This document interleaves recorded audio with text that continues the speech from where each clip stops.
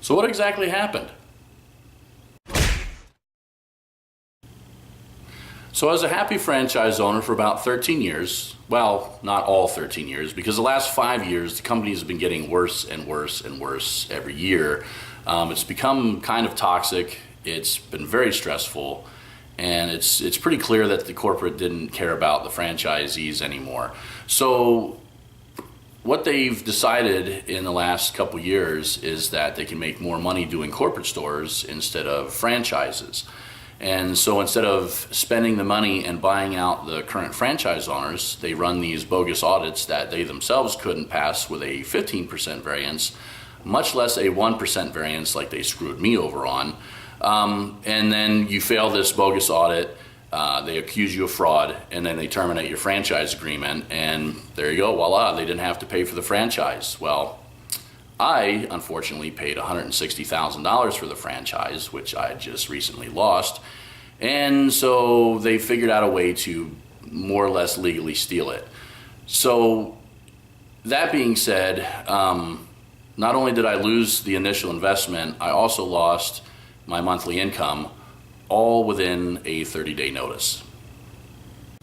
Now, I won't mention the company name because, number one, it doesn't really matter at this point anymore, and number two, 99% of people have never heard of them anyway, and number three, they're the kind of sleazebags that if I were calling them out in public, they would probably try to sue me for defamation, regardless if I'm telling the truth or not. So we'll just leave it be at that. That being said, that other company has become so toxic and so stressful, and morale has been plummeting month over month over month. I'm actually a lot happier now than I have been in years. I applied for a local insurance company job, and it was to be an inside adjuster, and I lost out to a guy that also applied that not only had field experience like me, but he also had the inside adjuster experience already. So, you know, I lost that gig fair and square. Kind of a bummer because it would have covered all the bills and money in the bank every month. But what can you do? So instead, I took a job at a local body shop, and it's a good shop, a great shop actually, a good bunch of guys, and I've been dealing with them for over, well, almost 10, 11 years or whatever since I started dealing with them through my franchise work. And so I already knew them, but I was still a little nervous about getting back into a body shop because, well, I haven't been in the body shop game for, over a decade. But I needed to bring some kind of money in, even if it was only 25% of what I've been bringing in years past. To my surprise, I actually really like being back at a body shop. I didn't think I would, if at all, but I actually do, and that really helps. I'm really happy about that. The days are long. I start at 7 a.m. and work till 7 p.m., but I only work Wednesday, Thursday, Friday. That's right, friends and neighbors. I only work 3 days a week and have a 4-day weekend every single weekend. So my life is officially the total polar opposite of what it was before. Before, I was working all the time. I'd be working 6-7 days a week, anywhere from 7 hours a day to 14 hours a day. Now I work 3 days a week and I've got tons of free time. Before, I was driving 4,500 miles to 5,000 miles per month in the TSX. And now I drive I think it's something like 460 miles a month. And before, I was all over the state. And now I'm at one place all day. That's pretty much it. So needless to say, it's been a pretty big adjustment. My old life compared to what I'm doing now and my routine now is night and day. And that's one of the reasons, or part of the reasons, why the videos have been kind of hit and miss the last month or so, is because I'm trying to get used to this new deal. With all this new time, free time that I've got, I've been spending a lot of time with my son and getting things done in the backyard. Oh, mama, it was bad. So, progress is being made, but I need to also be honest. It was the fact that I might have to give up a car that I've wanted for so long and have always wanted, and have to give it up because, a group of guys in another state wanted to see a better bottom line at whatever cost to my family. It kind of tainted the whole experience for me a little bit. Well, moderately, I guess, if I'm being honest.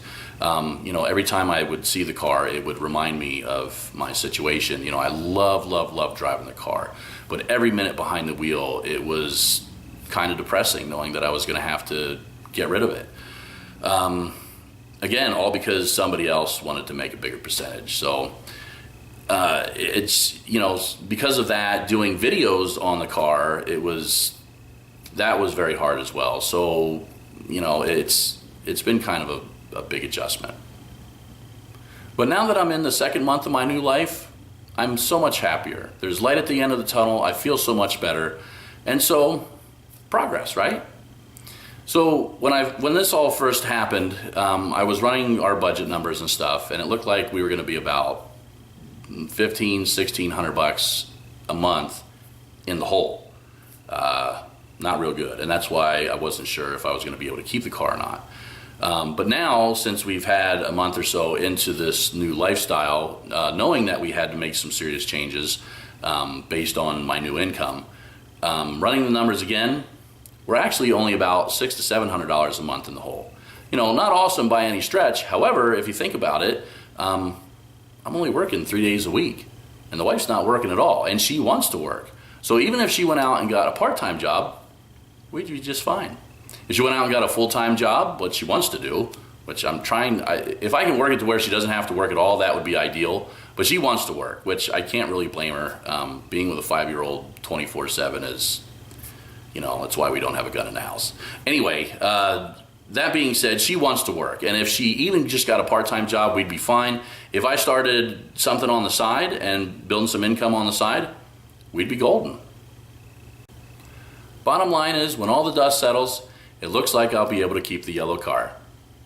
You know, looking over the channel and stuff, the whole point of this whole experiment was to see if I could build something around the car, a business to make money on the side, or possibly even start a new career with it.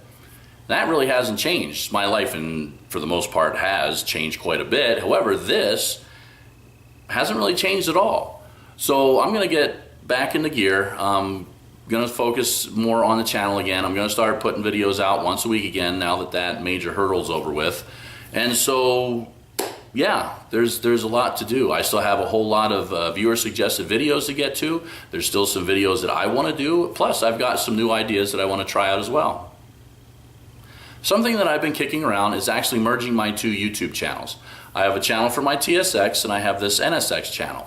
And this channel is already up to almost 170 subscribers, which is pretty awesome. I'm really happy about that.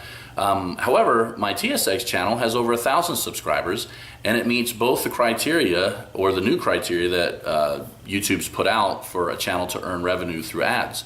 You have to have 1,000 subscribers, and you have to have an average of, I think it's like 5,000 watched hours per year. And my TSX channel has both of those things. So if I merge the two channels, I can start actually making revenue faster than if I just leave the TSX channel alone. And I mean, it's not going to be a lot of money by any stretch, but at this point in my life, every little bit helps. So that being said, I would basically move all my NSX videos over to the new channel. I would rename the channel. I don't know what though. I've been racking my brain as to what to name it. I have no idea. If you guys have any suggestions, let me know in the comments below.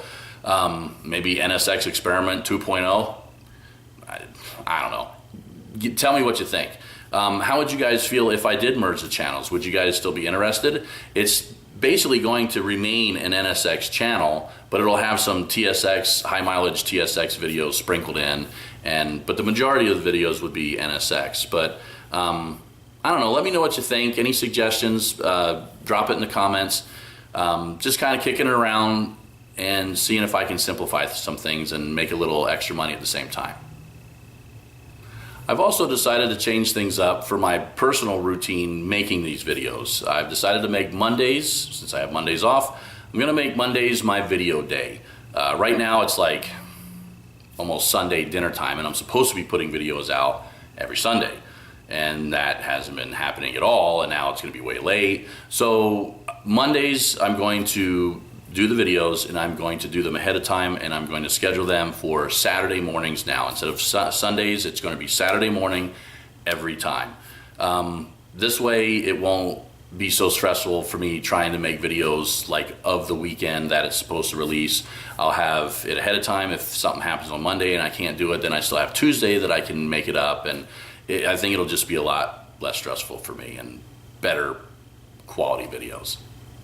That's pretty much it for this episode. I just wanted to give you guys a little more detail and background on what's been really going on and why all the drama and the cliffhangers in the last few episodes about whether I can keep the car or not.